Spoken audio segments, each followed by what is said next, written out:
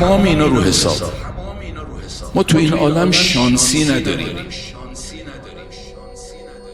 یک مولکول تو این عالم بی اذن خدا جابجا نمیشه.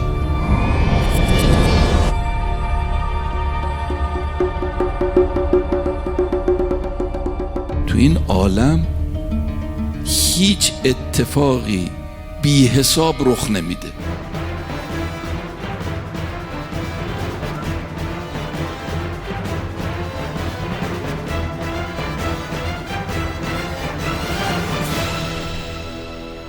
در جلد 2 مستدرک الوسائل مرحوم محدث نوری روایات متعدد اونجا آورده که اگه یه تیغ تو دستت میره، یه خاری میره تو دستت، پاد گیر میکنه به یه سنگی، حالت زمین خوردن بهت دست میده، شب یه کابوسی میبینی از خواب میپری، یه سنگی بخوره تو سرت، تمام اینا رو حسابه.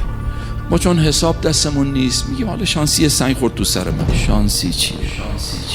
یه کاری کردی که اینجوری شده.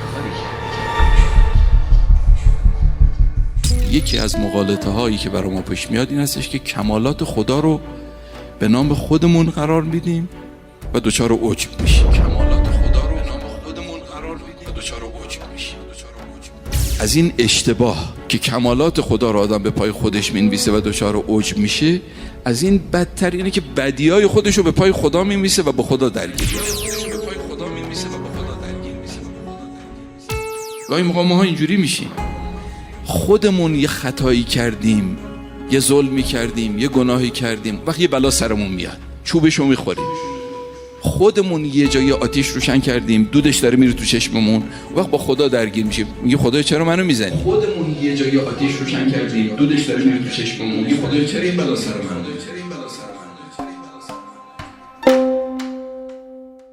اگه قرار باشه که بدون اذن خدا چیزی تو این عالم جابجا بشه، یعنی اینکه اون موجود از حکومت خدا خارج شده که خودش داره یه کاری میکنه. والکه ولا یمکن الفرار من حکومتک.